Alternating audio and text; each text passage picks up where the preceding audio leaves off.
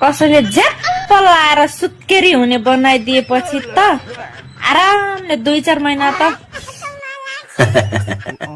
ए कुरो त त्यस्तो पो हो।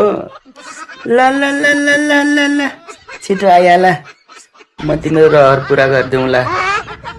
सुत्केरी बन्नलाई रहरै गरेछौ। ल छिटो आइहाल है, यहाँ ओछ्यान पनि रेडी नै छ।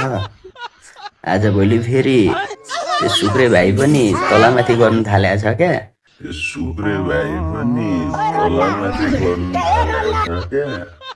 ल ल छिटो आइहाल।